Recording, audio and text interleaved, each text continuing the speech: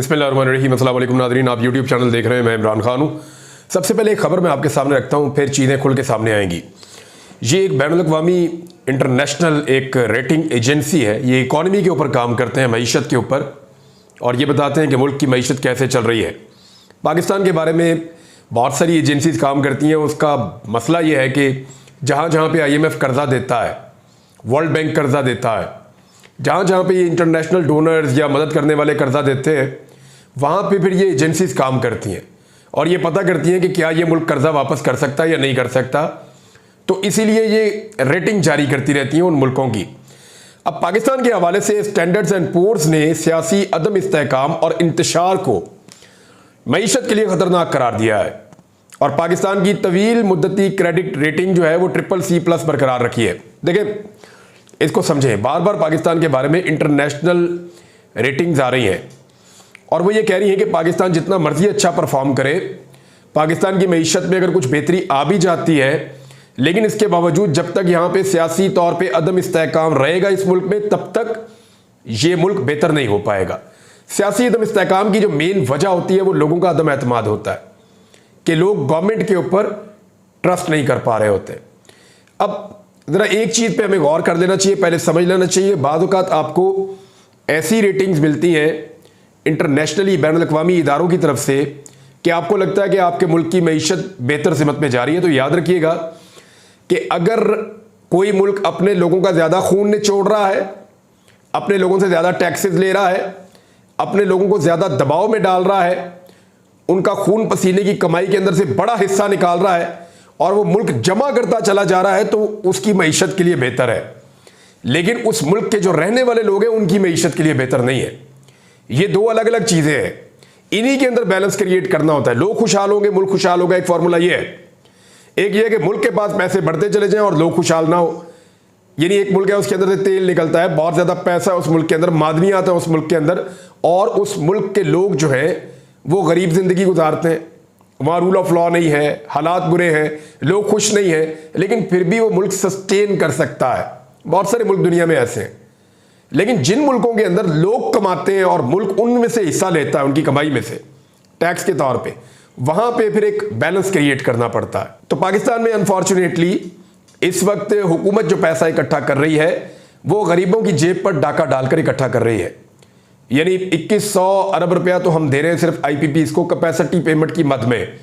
जो बिजली कभी बनी नहीं उसका पैसा हम 2100 अरब रुपया हम भर रहे हैं। इसी तरह हुकूमत रोजाना जो है वो लोकल बैंकों से बहुत बड़े पैमाने पे कर्जा भी ले रही है। उसका रीजन मैं आपको बताता हूं बाद में जाकर। लेकिन ये जो सियासी अदम इस्तेहकाम है, ये खत्म करना इस वक्त हुकूमत के लिए बहुत जरूरी है। सियासी अदम इस्तेहकाम खत्म कैसे होगा? हुकूमत के पास फार्मूला क्या है? देखें, हुकूमत के पास दो तीन चीजें उनके दिमाग में। उन्हें लगता है कि वो पैसे इकट्ठे करके, पैसे लेकर, कुछ बाहर से मांगकर, कुछ अंदर से मांगकर हुकूमत अपना निज़ाम चला लेगी और चंद महीनों के अंदर, यानी उनका पहले एस्टीमेट ये था कि इमरान खान साहब की हुकूमत जब गिरेगी तो मईशत तो काफ़ी बेहतर है। इमरान खान साहब जो ग्रोथ है वो बड़ी ज़बरदस्त छोड़ कर गए थे, 6% तक पाकिस्तान ग्रो कर रहा था। इसके अलावा इमरान खान साहब जो है वो ख़जाने के अंदर पैसे भी अच्छे खासे छोड़ कर गए थे, रेमिटेंसेज भी बहुत बड़ी हुई थी, पेट्रोल की, बिजली की, डीजल की कीमतें भी कंट्रोल में थी और चीज़ें काफ़ी बेहतर थी इमरान खान साहब के दौर में। तो ये जो हुकूमत बनी, इनको लगा ये इससे कुछ और बेहतर करेंगे और इमरान खान साहब की सियासत हमेशा के लिए ख़त्म हो जाएगी। लेकिन हुआ ये कि इमरान खान साहब को जब निकाला तो लोगों का रद्द-ए-अमल इतना ज़्यादा आया कि ये समझ ही नहीं पाए और लोगों ने अदम एतमाद कर दिया आने वाली गवर्नमेंट पे। उसका नाम रखा था इम्पोर्टेड गवर्नमेंट। उसके ऊपर लोगों का अदम एतमाद हो गया। लोगों के अदम एतमाद की वजह से लोगों ने पैसा निकाला, सरमाया निकाला, कारोबार ठप होना शुरू हो गया, नौकरियों से लोग फारग होना शुरू हो गए और आहिस्ता आहिस्ता इनके पास कोई हल नहीं रह गया कि ये बाहर से पैसा मांगे। फिर ये मजबूर हो गए IMF की सख्त तरीन शराइत के ऊपर मानने के लिए। अब IMF से पैसे लेने थे, ये IMF की शराइत मानते गए, लोकल बैंकों से उधार लेते गए, IMF की शराइत मांगते गए, तो पाकिस्तान में महंगाई भी बढ़ती गई, आम आदमी की हालत बुरी होती चली गई। इन्हें लगा कि इस मरतबा तो हमारे पास मैंडेट चलो नहीं था, हमने इमरान खान को धोखा दिया, हम इक़्तिदार में आ गए। तो फिर एक निगरान हुकूमत लाई गई। निगरान हुकूमत से यह तवक्को थी कि वो क्योंकि निगरान है, उनसे लोग नफरत नहीं करते जैसे PDM की जमातों से करते हैं, लिहाजा निगरान काबिल कबूल हो जाएंगे और वो कुछ अरसे के अंदर एक ऐसी सिनेरियो क्रिएट कर देंगे पाकिस्तान में कि मईशत ठीक हो जाएगी। फिर निगरानों को टेस्ट किया गया हुआ ये कि निगरानों ने बजाय इसके कि वो सिर्फ अगर मईशत में तवज्जो देते तो शायद लोगों के लिए काबिल कबूल होता, उन निगरानों ने पाकिस्तान तहरीक इंसाफ के ऊपर जो है वो जुल्म सितम के पहाड़ तोड़ना शुरू कर दिए, चाहे पंजाब में हो, केपी में हो, सिंध में हो, बलूचिस्तान में हो या वफाक में हो। तो वो जो नफरत थी पीडीएम से वो शिफ्ट होकर निगरानों पे भी चली गई, लोगों का एतमाद फिर बहाल नहीं हुआ। बड़े पैमाने पे जो हुनरमंद थे, जो कारोबारी लोग थे, वो पाकिस्तान छोड़ छोड़ कर बाहर जाना शुरू हो गए। पाकिस्तान की मईशत मजीद डाउन होना शुरू हो गई। IMF से आपको फिर पैसे लेने थे, मुश्किल शराइत दोबारा आ गई। अब मामला यह है कि एक इलेक्शन की तरफ पाकिस्तान चला गया। इलेक्शन से पहले यह असेसमेंट की गई थी कि इमरान खान साहब और उनके हमायती इलेक्शन हार जाएंगे। इसका पूरा बंदोबस्त भी किया गया था, बल्ले का निशान छीन लिया गया, लेवल प्लेइंग फील्ड खत्म कर दी गई, हर किस्म के हथकंडे किए गए, जो बंदे जीतने वाले थे उनसे पार्टी छुड़वा दी गई। सारा कुछ करके देख लिया, इमरान खान साहब फिर इलेक्शन में सबसे बड़ी पार्टी बन के आ गए, बल्कि वो 2/3 अक्सरियत से ज्यादा ले गए। लेकिन फिर फार्म 47, एक जाली फार्म 47 के ऊपर एक हुकूमत बनाई गई, और जो हुकूमत बनाई गई उनके बेचारों में 30 भी MNA नहीं थे, लेकिन जैसे तैसे करके उनके इतने सारे बढ़ा के थोक के हिसाब से उनको MNA दिए गए, पीपल्स पार्टी को भी, PMLN को भी, MQM को भी इकट्ठा करके एक हुकूमत बना दी। अब वो हुकूमत बन गई तो हम वापस चले गए अप्रैल 2022 में। जब अप्रैल 2022 में लोगों ने कहा कि हुकूमत तो इमरान खान की क्यों छीनी, अब लोगों ने कहा जी हुकूमत तो हमने दी थी इमरान खान को, वोट उसको डाला था, ये कहां से आ गए। फिर बदएतमादी पैदा हो गई। तो फिर ये फॉर्मूला था कि 1, 2, 3 महीने में लोग ठंडे पड़ जाएंगे, इमरान खान साहब भी ठंडे पड़ जाएंगे, हर तरफ सुकून हो जाएगा, बजट के बाद चीजें ठीक हो जाएंगी। लेकिन चीजें ठीक नहीं हो रही, बल्कि फ्रस्ट्रेशन पाकिस्तान में बढ़ रही है, बेचैनी पाकिस्तान में बढ़ रही है। उसके ऊपर एक स्टेटमेंट है मुफ्ती तकी उस्मानी साहब का। इनसे लोगों ने बड़ा शिकवा किया कि आप इतने बड़े आलम हैं, इतने बड़े मुफ्ती हैं, इस सिचुएशन पे आपको बोलना चाहिए। इद्दत वाले केस पे लोगों ने इनको बहुत कहा कि इनको बोलना चाहिए। दीगर बातों पे मुफ्ती साहब को लोग बार बार कहते रहे कि सर आप बोलिए, आपका रोल है हर चीज़ के अंदर, पाकिस्तान कहाँ से कहाँ पहुँच गया। तो बिलाखिर मुफ्ती उस्मानी साहब ने जो है, तकी उस्मानी साहब ने एक स्टेटमेंट दिया है, वो स्टेटमेंट मैं आपके सामने रख देता हूँ। उसका एक हिस्सा उन्होंने कहा कि ये समझ लीजिए कि किसी शख्स को या किसी इदारे को एक हद तक ही दबाया जा सकता है। एक हद ऐसी आती है कि जिसके बाद वो दबना कबूल नहीं करता। मुझे डर लगता है कि कहीं वो हुकूमत के और फौज की तरफ से इन इकदामात के नतीजे में वो हद ना आ जाए। ये मुफ्ती तकी उस्मानी का पाक फौज के तर्जुमान के बयान पर रद्द अमल। यानी मुफ्ती तकी उस्मानी ये कह रहे हैं कि दबाव एक हद तक डालिए, दबाव बहुत बढ़ता चला जा रहा है, इससे आगे जब दबाव बढ़ेगा, मैंने इसको पढ़ा, सोशल मीडिया भी मुझे ये मिला, मैंने फिर उनका ये बयान सुना भी, लेकिन रद्द अमल उनका किस बारे में था ये साको सवाक मुझे आइडिया नहीं है। लेकिन उन्होंने ये कहा कि दबाव एक हद तक डालना चाहिए हुकूमत को और फौज को। अगर ये ज़्यादा इकदामात होंगे, ज़्यादा दबाव बढ़ेगा, तो फिर हो सकता है लोग दबाव कबूल ना करें और एक नई सूरत हाल से हम दो चार हो जाएं। तो मुफ्ती साहब भी ये कह रहे हैं। अब हुकूमत को ये लगता था कि इमरान खान साहब और पब्लिक जो है वो आहिस्ता आहिस्ता ठंडे हो जाएंगे और हमारी हुकूमत को मकबूलियत मिल जाएगी, लोग कहेंगे जी ठीक है।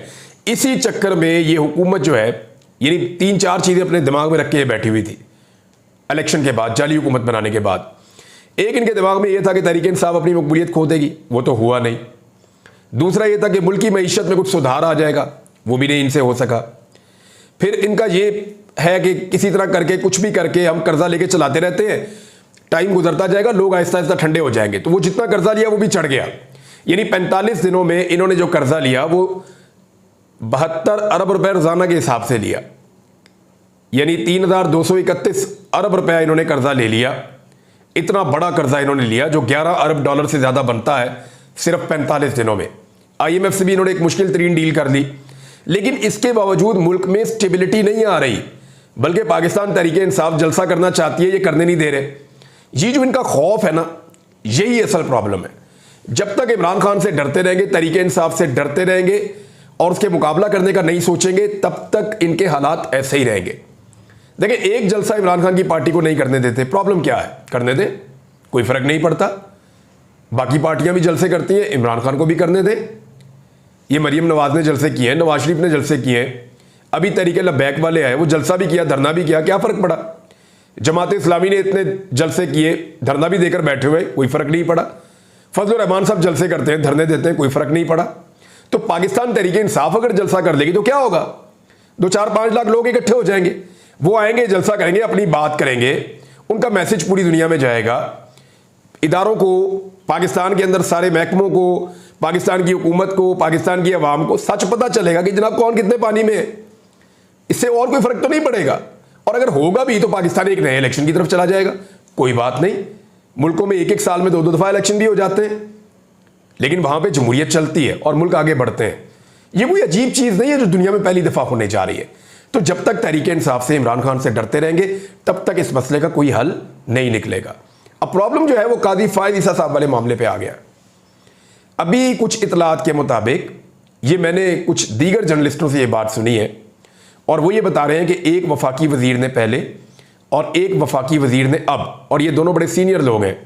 कहा जाता है कि एक एहसन इकबाल साहब हैं और एक ख्वाजा आसिफ साहब हैं, और इनके अलावा कुछ लोग और भी हैं।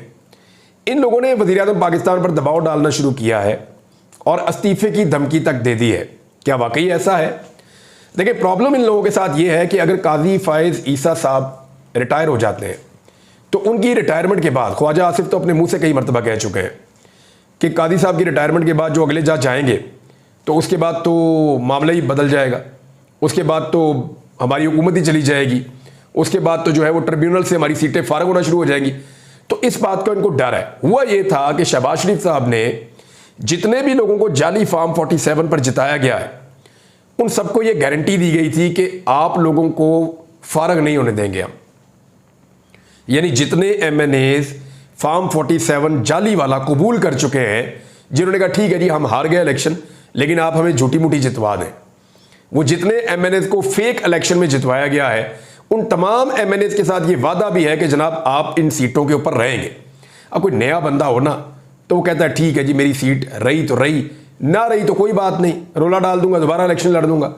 लेकिन ये जो बड़े बड़े एमएनएज हैं जो कई कई मरतबा वजीर रह चुके हैं, बड़े लीडर हैं अपने इलाकों के, उनका ये कहना है और वो इस वजह से दबाव डाल रहे हैं कि जनाब हमारी तो बहुत बेइज्जती हो जाएगी। जैसे कि नवाज शरीफ, अगर नवाज शरीफ से सीट छीन लेती हैं यास्मीन राशिद साहिबा तो उनकी क्या इज्जत रहेगी। ख्वाजा आसिफ से अगर सीट छीन लेती हैं रेहाना डार साहिबा तो वो तो मुंह नहीं दिखा सकेंगे अपने हल्के में। और अगर इसी तरह एहसन इकबाल साहब की सीट भी छिन जाती है और जो बाकी बड़े बड़े एमएनएज हैं उनकी सीटें अगर छिन जाती हैं तो वो किसको मुंह दिखाएंगे। अता तारड़ की चलेगी, चलो खैर है, दोबारा इलेक्शन लड़ देंगे, कौन सा कोई इतना बड़ा सियासी कद है। अलीम खान की चलेगी तो कोई बात नहीं, खैर है, दोबारा इलेक्शन लड़ देंगे, या नहीं भी लड़ेंगे तो अपना कारोबार करते रहेंगे, वो कोई इतना बड़ा सियासी कद नहीं है। मामला जो है उन लोगों का है जो कई कई मरतबा वजीर रह चुके हैं और बुरी तरह इलेक्शन हारने के बावजूद उन्हें जाली फॉर्म 47 के ऊपर एमएनए बनाया गया। उनको प्रॉब्लम यह है कि कादी साहब गए, एक्सटेंशन ना हुई, कादी साहब गए तो फिर हम भी गए। और ये बात तो ठीक है कि अगर जो ट्रिब्यूनल्स हैं, पत्तन की रिपोर्ट आपके सामने है, मैंने पिछले व्लॉग में आपको पढ़ के सुनाई है, अगर ट्रिब्यूनल्स ने हक और सच के साथ फैसला किया तो फिर ये गए। मैं एक चीज़ और आपके सामने रखता हूँ नाज़रीन। एक तो पाकिस्तान तहरीक इंसाफ का जो सेक्रेटेरिएट है वो दोबारा डी सील हो गया। पहले सील कर दिया था उसको, फिर वो खुल गया था, फिर दोबारा सील कर दिया उसको, फिर वो खुल गया अब दोबारा। लेकिन इस मरतबा वो कह रहे हैं जी पुलिस हमारा इतना सामान चोरी करके ले गई है, हम डकैती का पर्चा इनके ऊपर करवाएंगे। वो अदालत से रुजू करेंगे और डकैती का पर्चा करवाएंगे। इलेक्शन एक्ट तरमीमी बिल जो है वो कायमा कमेटी के अंदर पेश किया गया तो वहाँ पे पीपल्स पार्टी के लोग तो आए ही नहीं, PMLN के लोग मौजूद थे और JUIF के लोग मौजूद थे और PTI के लोग मौजूद थे। तो ये 4 के मुकाबले में 6 से PMLN ने इसको मंजूर करवा लिया। ये वो बिल है जो इलेक्शन एक्ट के अंदर बार बार तरमीम करते रहते हैं। मैंने आपको एक व्लॉग पहले भी इसके बारे में बताया था कि ये इसलिए कानून को तब्दील करते हैं कि सुप्रीम कोर्ट ऑफ पाकिस्तान के फैसले के मुताबिक मखसूस नशिस्तें तहरीक इंसाफ को ना मिले, PDM को मिल जाएं और PDM उनके ज़रिए से 2/3 अक्सरियत हासिल करके किसी तरह भी करके दोबारा से एक्सटेंशन का मामला या कोई और मामला या 2/3 अक्सरियत के मुताबिक आइन में तरमीम करने का उनके पास इख्तियार आ जाए। तो ये है जनाब वो मामला। अब यहाँ पे JUIF के साथ पाकिस्तान तहरीक इंसाफ पींगे तो चढ़ा रही है, लेकिन JUIF ने यहाँ पे अपना वोट इस्तेमाल ही नहीं किया, बल्कि वो खामोश रहे और PMLN को उन्होंने जीतने दिया। अपना वोट JUIF इस्तेमाल कर सकती थी, लेकिन उन्होंने अपना वोट इस्तेमाल नहीं किया। इसका मतलब आप समझ जाइए। हमारे नाज़रीन कुछ सहाफ़ी दोस्त हैं, मैं नाम नहीं लेता सबका, लेकिन आप सारों को जानते हैं। वो पहले इमरान खान साहब की मिन्नत तरला करते थे, रोज़ाना उन्हें कहते थे कि इमरान खान साहब को चाहिए कि एक कदम आगे बढ़ें, इमरान खान साहब को चाहिए कि उनके दोस्त उन्हें मरवा देंगे इमरान खान साहब के, वो लोग जो इमरान खान को हीरो बना रहे हैं वो उसको मरवा देंगे, वो लोग जो इमरान खान को एक बहुत ताकतवर शख्सियत बता रहे हैं वो इमरान खान को मरवा देंगे।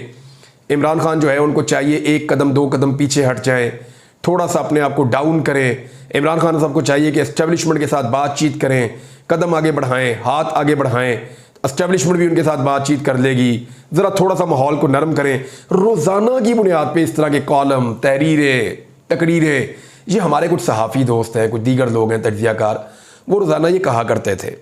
अच्छा, जब इमरान खान साहब की तरफ से कोई जवाब नहीं आ रहा था ना, तो वो लगातार ये कहते थे, और कहने का जो मुझे मकसद समझ आता था वो ये था कि ये एस्टेब्लिशमेंट को गुस्सा दिलवाना चाहते हैं, कि इमरान खान पे गुस्सा चढ़े इन्हें, कि देखो ये तो बात ही नहीं मान रहा, सारे उसके तरले कर रहे हैं। अच्छा, अब जब थोड़ा सा एक हलचल हुई है, हल्की सी हलचल हुई है, इमरान खान साहब ने कहा जी ठीक है, मैं एस्टेब्लिशमेंट से बातचीत करूंगा, अपना नुमाइंदा मुकर्रर करें पाक फौज में, बात करता हूं उनके साथ और हम बात करके कोई हल निकालते हैं। तो जब इमरान खान साहब ने यह कहना शुरू किया तो इन्होंने इमरान खान साहब को ताने देना शुरू कर दिए, और डर गया ही, और नस गया, ये कहना शुरू कर दिया इन्होंने। अब इसका मतलब आप समझते हैं कि ये पहले भी जब इमरान खान साहब बात नहीं कर रहे थे तब ये अलग तरह नाराज थे, अब जब इमरान खान कहते हैं अच्छा मैं बात कर देता हूं, अब ये अलग तरह नाराज है। तो एक्चुअली मामला नाराजगी का नहीं है, अब ये गुस्सा दिलाना चाह रहे हैं इमरान खान को कि जनाब हम आपको ताने दे रहे हैं, लिहाजा आप बातचीत ना करें। बातचीत नहीं होती तो ये चीखें मारते हैं, बातचीत होती है तो ये चीखें मारते हैं। तो एक चीज तो क्लियर कर लें जो एक्चुअल है, इमरान खान ने कहा था कि मैं बातचीत, पहले दिन से वो कह रहे हैं कि मैं बातचीत करना चाहता हूं। जब बहुत बुरे हालात थे तब भी वो कह रहे थे मैं बातचीत करना चाहता हूं, लेकिन उन्होंने बार बार ये कहा कि मैं बातचीत करना चाहता हूं, डील नहीं करना चाहता। डील में और बातचीत में फर्क क्या है? ये नहीं, अगर इमरान खान साहब भी शहबाज शरीफ साहब की तरह या बाकी लोगों की तरह एक डील कर लें, एनआरओ ले लें और बात करें सिर्फ और सिर्फ करप्शन के मामला पे, तो करप्शन के केसेस तो इमरान खान पे एक भी साबित नहीं हुआ। इमरान खान अगर बातचीत कर रहा है तो अपने सारे केसेस में सुरखरू होने के बाद कर रहा है। नवाज शरीफ साहब वगैरह ने जब बातचीत शुरू की थी तो उस वक्त उनके ऊपर केसेस चल रहे थे या उनको केसेस के अंदर सजा हो गई थी। ये दोनों केसेस मुख्तलिफ हैं। नवाज शरीफ साहब अपने केसेस का आज भी जवाब नहीं दे पाए, वो फ्लैट वहीं पे है, वो नहीं बता पाए कैसे बने, कोई मनी ट्रेल आज भी नहीं है। इमरान खान साहब ने सारी चीज़ों के जवाब आज तक दिए हैं। तो एक तो ये फ़र्क है। दूसरा, इमरान खान ने अपने लिए कोई कानून तब्दील करने का नहीं कहा, उन्होंने कोई एनआरओ लेने का नहीं कहा, या इमरान खान साहब की कोई ऐसी डिमांड नहीं है। या तो फिर इमरान खान साहब भी कहेंगे मुझे गोद में बिठाया जाए, मेरे लिए धांधली की जाए, मेरे लिए 2 नंबरी की जाए, मुझे भी फॉर्म 47 दिए जाएं, तो इसको तो फिर आप डील कहेंगे। लेकिन अगर इमरान खान साहब बातचीत ये करते हैं कि हम मुल्क को आगे बढ़ने देते हैं, अदालतें फैसले कर लें, कि ट्रिब्यूनल देख लें कि सीटें किसकी हैं, हमारी होंगी तो हम हुकूमत में आ जाएंगे, और अगर इनकी हैं तो फिर ये हुकूमत करते रहें, हमें लेवल प्लेइंग फील्ड दे दें, हमें आज़ादी इज़हार राय दे दें, और हमारा मैंडेट हमें वापस मिलना चाहिए। अगर तो वो ये बात करता है तो फिर तो आईनी और कानूनी बात है। लेकिन अगर इमरान खान साहब भी उसी तरह डील मांगते हैं तो वो एक अलग बात है। लेकिन ये लोग जो शोर मचा रहे हैं, इसका मतलब क्या है? इसका मतलब यह है कि इमरान खान साहब खड़ा हो तब इनको एतराज़ है, वो बैठ जाए इनको फिर एतराज़ है। तो इन्होंने कभी भी ये बाजा बंद नहीं करना। तो मेरे ख्याल में पॉलिटिकली इमरान खान साहब को जो चीज़ बेहतर लगती है वो उन्हें करनी चाहिए। लेकिन एक चीज़ मैं क्लियरली बता दूं, अगर ये तासुर आया या ये हुआ कि इमरान खान ने उस तरह डील की है, बातचीत नहीं की, डील की है, जैसे नवाज शरीफ ने की, जरदारी साहब ने की, बेनज़ीर भुट्टो साहब ने एनआरओ किया था, जैसे शहबाज शरीफ ने की, तो फिर इमरान खान साहब की सियासत जो है उसको बहुत बड़ा डैमेज होगा। अब तक के लिए इतना ही। अपना ख्याल रखिएगा, अपने चैनल का भी। अल्लाह हाफ़िज़।